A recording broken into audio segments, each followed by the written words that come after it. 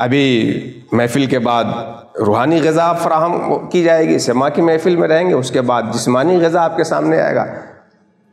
کئی بکروں کا حضور کے کرم سے انتظام ہوا ہے، سالن آپ کے سامنے آئے گا، وہ سالن بالکل مکمل ہے، اس میں مرچ بھی ہے، ہلدی بھی ہے، دھنیا بھی ہے، پانی بھی ہے، گوشت بھی ہے، سب ہے۔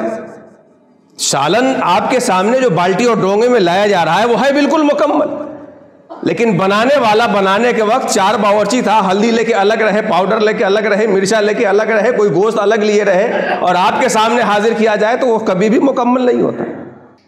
تھا تو انتظام مکمل، مگر اس کو لینے والے نے مکمل نہیں لیا ہے، تو آپ کی بھوک ہی ختم نہیں ہوگی اور آپ اس سے فائدہ بھی حاصل نہیں کر پائیں گے۔ میں عرض یہ کرنا چاہتا ہوں کہ یہ دین مکمل ہے، اور لکھے مکمل ہونے کی سند اللہ رب العزت نے دی ہے۔ ذمہ داری اس دین کے ماننے والوں کے اوپر یہ آتی ہے کہ وہ اس دین کو اپنی زندگی میں مکمل طور پہ نافذ کریں۔ اس دین کو ہم اپنی زندگی میں مکمل طور پہ نافذ کریں۔ میرا ایمان ہے، میرا یقین ہے، میرا ایذان ہے کہ جو اس دین کو اپنی زندگی میں مکمل طور پہ نافذ کر لے گا اسے کوئی حکومت اپنے یہاں سے بھگائے گی نہیں، اپنے یہاں بلانے پہ مجبور ہوتی نظر آ جائے گی۔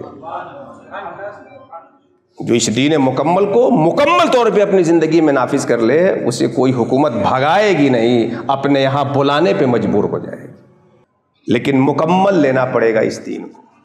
اچھا، یہ دین مکمل ہے تو اس کے اجزائے تکمیلی کیا کیا ہیں؟ اس کے لیے میں ایک بات آپ سے عرض کروں، اپنے بچوں سے اکثر اس کو سمجھاتا ہوں، بتاتا ہوں، جو لوگ باہر سے ہیں وہ اس چیز کو دھیان دیں کہ ایمان، اسلام، احسان، آپ خوب ان تینوں الفاظ سے واقف ہیں۔ ان کے حوالے سے علماء نے یہ فیصلہ کیا ہے کہ اذا اجتمع تفرق وَإِذَا افْتَرَقَ اجتمع، یعنی اگر یہ ایک ساتھ بولا جائے تو سب کا الگ الگ معنی ہوگا، ایک ساتھ اگر تینوں کو بولیں تو سب کا الگ الگ معنی ہوگا، اور اگر کوئی ایک بول دیا جائے تو من حیث الکمال، من جہت الکمال، سب اس میں شامل مانا جائے گا۔ ایمان، اسلام، احسان، کوئی ایک لفظ بولیں گے تو سب اس میں شامل ہوگا، اور اگر تینوں ایک ساتھ بولے کسی مقام پہ ذکر ہو تو تینوں اپنے الگ الگ معنی کے اعتبار سے الگ الگ تقاضے کو بتائیں گے۔ یہی فیصلہ علماء کا نبی اور رسول کے حوالے سے ہے کہ نبی اور رسول اگر ایک دونوں میں سے کسی ایک کا تلفظ ہو تو دونوں اس میں شامل ہوں گے۔ جیسے لا نفرق بین احد من رسلہ، رسولان میں ہم تفریق نہیں کرتے، تو عدم تفریق کا حکم نبیوں میں بھی ہے، انبیاء میں بھی تفریق نہیں کر سکتے۔ ایسے ہی توبہ اور استغفار کے حوالے سے بھی علماء نے کہا ہے کہ اگر توبہ اور استغفار دونوں ایک ساتھ بولا جائے تو دونوں کا الگ الگ معنی ہوگا۔ استغفار جو غلطی ہو گئی اس کی معافی چاہنا، اور توبہ شرمندہ ہو کر آئندہ نہ کرنے کا پختہ ارادہ کرنا، الگ الگ معنی ہوگا اگر ایک ساتھ ذکر کرے تو، اور اگر کوئی ایک ہو تو دونوں اس میں شامل ہوں گے۔ اس کو میں ایک عام مثال سے سمجھا دوں کہ دال ہے، چاول ہے، سبزی ہے، سلاد ہے، سب کا اپنا الگ الگ مفہوم ہے، الگ الگ مفہوم ہے کہ نہیں مفہوم؟ ایک ساتھ سب کو ذکر کریں گے تو کوئی ایک دوسرے میں شامل نہیں رہے گا۔ آپ دسترخوان سے کھا کر کے نکلے، پوچھے کیا کھائے؟ دال کھائے، چاول کھائے، سبزی کھائے، سلاد کھائے، سب کا الگ الگ مفہوم۔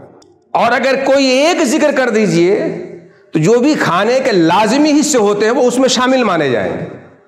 اب لازمی حصے کیا ہو سکتے ہیں؟ وہ علاقے کی تبدیلی کی بنیاد پہ بدلتے رہتے ہیں۔ یو پی میں دال چاول روٹی دونوں آدمی دونوں وقت کھاتا ہے، ہمارے بہار میں بعض علاقوں میں صرف چاول کھاتے ہیں ایک وقت میں، بعض علاقوں میں صرف روٹی کھاتے ہیں، تو جہاں کا جو عرف ہوگا اس حساب سے۔ اگر کہہ دیجئے دسترخوان سے نکلنے کو کہ روٹی کھا کے آ رہے ہیں تو چاول اس میں شامل مانا جائے گا، اگر کہے کہ چاول کھا کے آ رہے ہیں تو روٹی اس میں شامل ہو جائے گی، اور اگر دونوں ذکر کیجئے تو دونوں کا اپنا الگ الگ مفہوم ہوگا۔ اذا اجتمع تفرق واذا تفرق اجتمع، جب جمع ہوگا تو دونوں کا الگ الگ مفہوم کیا ہے؟ یہ دین کے 3 بنیادی حصے ہیں، جو ایمان، اسلام، احسان، ان تینوں کو مضبوطی سے پکڑنے والا ہوگا وہ دین کو مکمل طور پہ تھامنے والا ہوگا، اور جو ان میں سے کسی کو بھی چھوڑنے والا ہوگا وہ دین کو مکمل طور پہ پکڑنے والا نہیں ہوگا۔